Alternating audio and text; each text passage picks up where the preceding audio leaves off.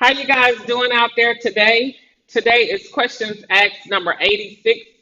The question at the top of the key, what is IBPO, okay, with MIT? What is IBPO with MIT?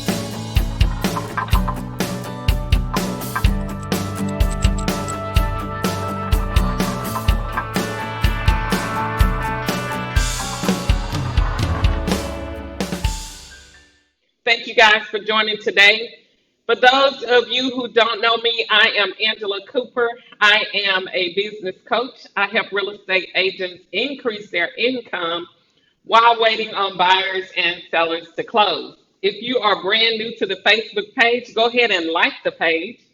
If you're watching us from the YouTube channel, guys, go ahead and smash that subscribe button.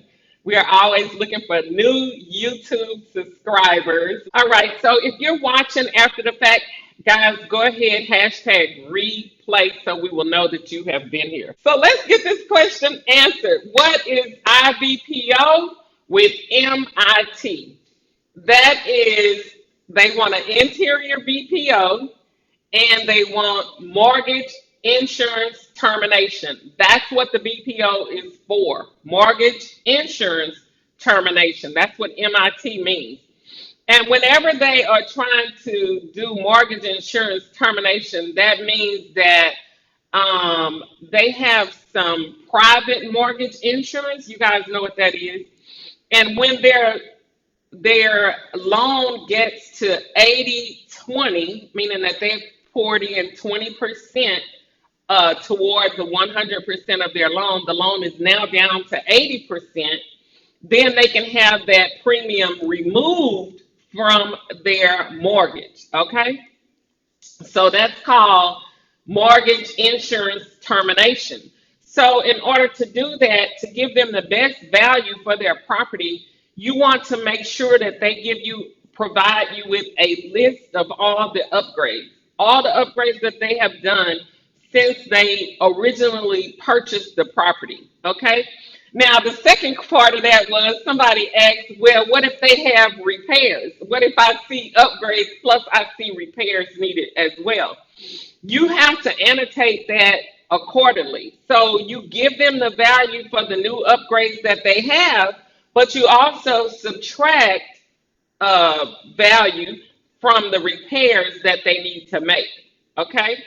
So that's twofold. Typically, you don't get that. Whenever you have mortgage insurance termination, pretty much you're just going to cite the upgrades. But if you see something there that needs repairing, by all means, you have to put that in there. Okay?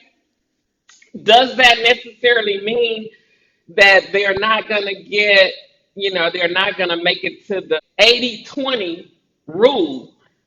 I don't know. Hopefully they'll still make it, but also if you don't know what the balance is on their mortgage, then you probably wouldn't know that anyway.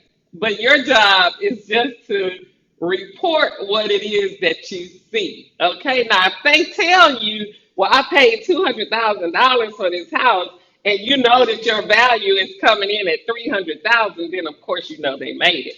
But most of the times you're not going to know that information anyway. I mean, unless you ask, and you're really not supposed to ask, but sometimes they volunteer to tell you anyway. Okay, but don't tell your BPO companies that you know, because you're not really supposed to know, what they have left on their loan and all of that. That's not what you're there for. You're just there to give the value. Okay, you want to know what the value is for the day.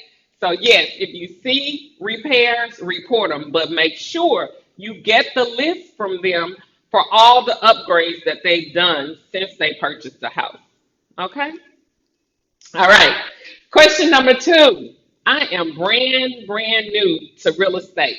Should I start with just selling real estate or BPOs?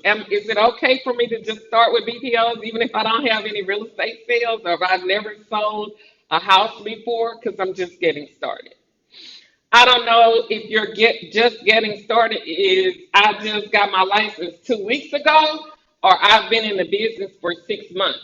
I'm not sure which one it is, but if you've been in the business for 6 months and you've not made a sale, by all means, you definitely should be doing BPOs. The gist of doing broker price opinions while waiting on buyers and sellers to close. That's the gist of what we're doing.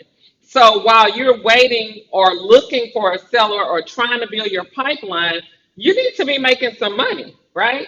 So that's what you have your real estate license for, to earn money in real estate, okay, regardless to whether it's investments or buyers, sellers, leases, whatever have you, okay? BPOs, whatever. You need to put your real estate license to good use. And if good use today means doing BPOs, then yeah, you need to be doing BPOs. If you're not making any money with your license, while you're trying to grow this pipeline or find somebody to sell a house to, you need to be making some money on a daily, weekly, and monthly basis. Okay?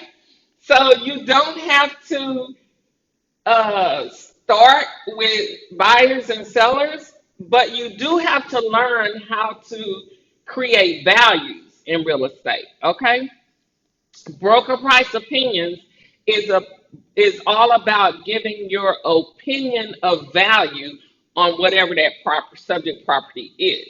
So you for sure need to learn how to do a market analysis so that you can learn how to do your BPO. You see? So in the broker price opinion courses, both of them, the just starter course and the mastery course, I help you through navigate through learning how to do a CMA. Okay, so that's what a broker price opinion is. It's a CMA with a report attached to it. So you have to report back your findings and work your findings into creating a value based on what you found at the property and the comps that you have to go up against your subject property. You see? It's not just like creating just let me see what the market is, the values are in this market area. Okay, that's one thing.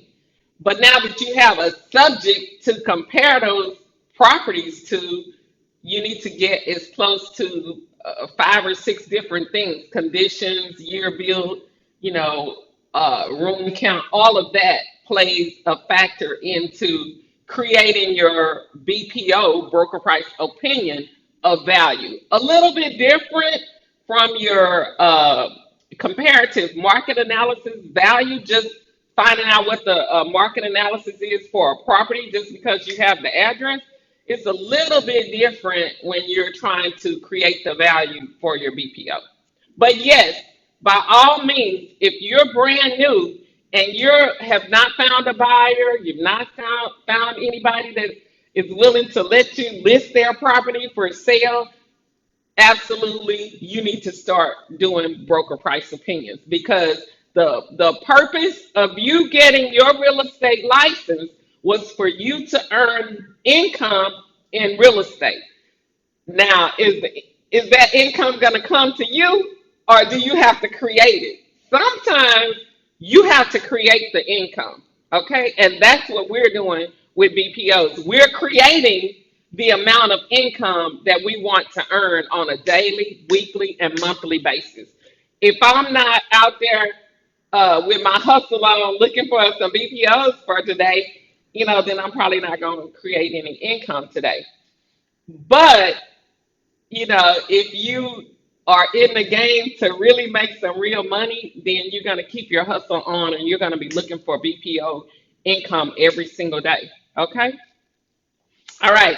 So before we go to question number 3, guys, if you are visiting on the Facebook page for the first time, go ahead and like the page. If you're watching from YouTube, go ahead and smash that subscribe button. Guys, don't forget to invite, share, and tag someone when you come to questions asked on Sunday evenings. Make sure you're sharing this platform with your fellow real estate agents. And guys, if you're watching after the fact, go ahead and hashtag replay so we'll know that you were here. If you're brand new to broker price opinions or brand new to real estate, guys, drop a one in the comment area and we'll make sure that you get the webinar on broker price opinions. Okay?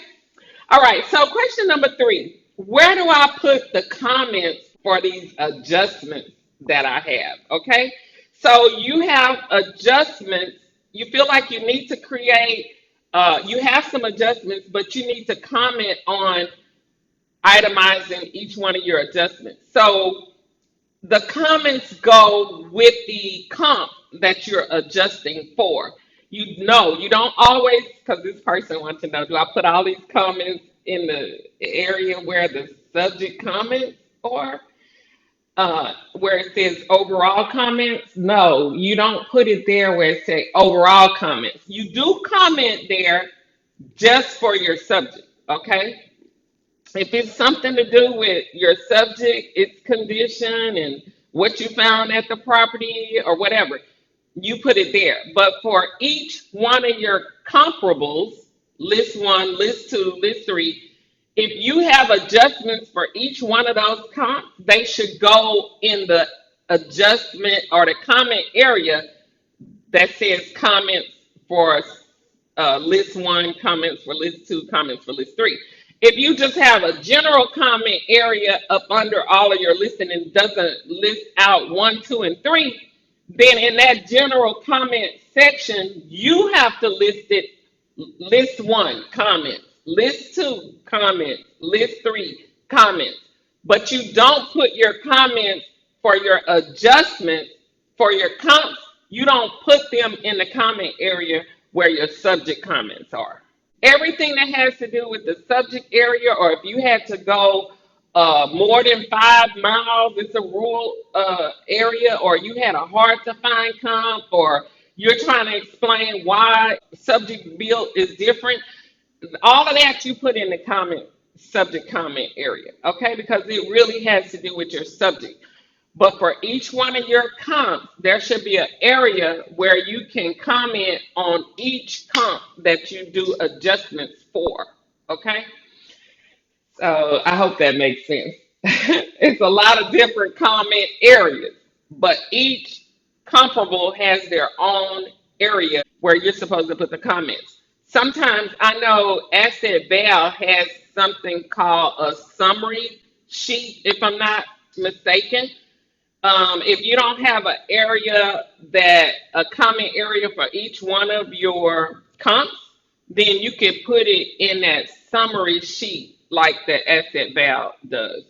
But you should not put your comparable comments in the subject comments area. Okay?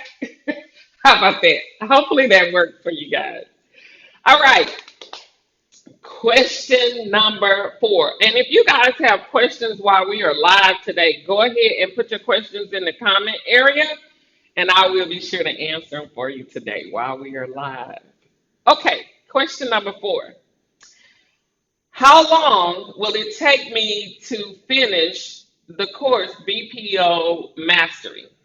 Okay, the course, this getting started course, if you're a brand new realtor and you're using the getting started course, it shouldn't take you, more than probably 2 to 3 hours if you just do it in one setting. But you remember you can do it at your own pace. So it could take you 2 to 3 hours. It could take you 4 to 6 hours if you're doing the BPO Mastery course all in one setting. Okay. It just depends on how fast a learner you are. But keep in mind, no matter how long you take, if you do one module a day for 5 days, you should be pretty through with the BPO Master because I think it has like 5 or 6 modules. Okay. So if you want to come back and relearn what you just finished studying, you can do that at your own pace as well. So to answer the question, how long does it take to do the mastery course in one setting?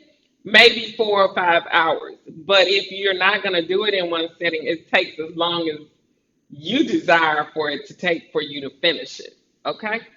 But keep in mind, once you finish the course, it's always going to be there in the portal for the learning portal. It's an online school. So you just come back and log in whenever you want to relearn a particular area or a particular module. You just come back and log in and pick up where you left off, or you can go back to the section that you want to do a little more studying on.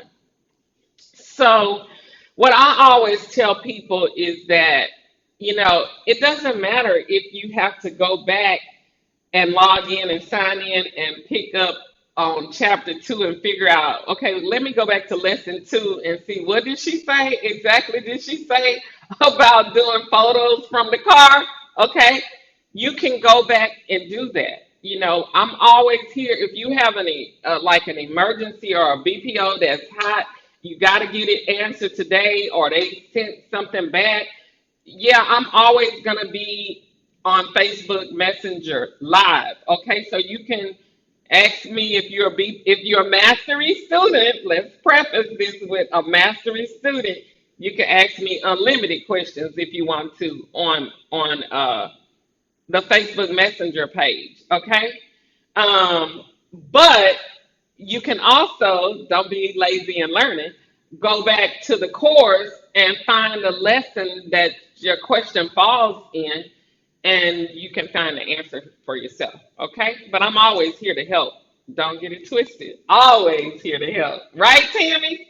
Tammy can tell you. Because, Tammy, you came to the Facebook Messenger often, right? More than once. I'm usually going to answer you right away unless I'm in a closing or something, but I'm definitely probably going to answer you within a couple of hours, okay? It's never going to be, 2 or 3 days later if you're in Messenger, especially if you've already interfaced with me in Messenger. Sometimes I don't get the messages for 24 hours because we're not friends on Messenger. But if you friend request me, thank you, Miss Tammy. If you friend request me and you're in the mastery group or you're a mastery student, I will accept your friend request. Okay? I don't accept friend requests from everybody, but I do accept friend requests from my mastery students. And if you're in the group, I will most likely accept your friend request. But just on my Facebook page, it depends on who you are and if I know you and what country you in and all of that. But anyway, to answer your question, it will take you about 4 hours, maybe five max, to finish. If you're watching the videos and reading the PDFs, it'll take you probably 4 or 5 hours in one setting to finish BPO Mastery. But if you're a mastery student and you cannot find what it is you're looking for in that any particular lesson, feel free to always feel comfortable asking me on Facebook Messenger. I'm always ready and available to help you. Okay? All right. So, are there any questions while we are alive? Any questions while we're alive? Thank you, Miss Tammy. It's always a pleasure helping. All right. So, listen, guys. Um, Go ahead and make sure you subscribe to the YouTube channel. Make sure you share with your friends the Facebook group on BPO, on the Broker Price Opinions. And make sure you tell your friends to answer the questions when they come to the group link to sign up to get in the group. Because if they don't answer the questions and I can't verify that they're really a realtor, then I'm probably not going to let them in the group. It's just the way it is. Okay? All right. You guys have an amazing week. Let's go out there and get this money like we always do. We're almost halfway through quarter one. Okay? So I need to know how many of you all out there have made some BPO money in quarter one. If y'all don't mind telling me, let me hear how much money y'all made so far in quarter one. Okay, put your comments in the comment area. I am going to be looking. Okay, I just want to make sure we're making progress with this BPO uh, this BPO niche that we're working in to keep this money rolling while we're waiting on buyers and sellers to close. All right. You all have an amazing week, and I will see you guys on the next one. Bye now.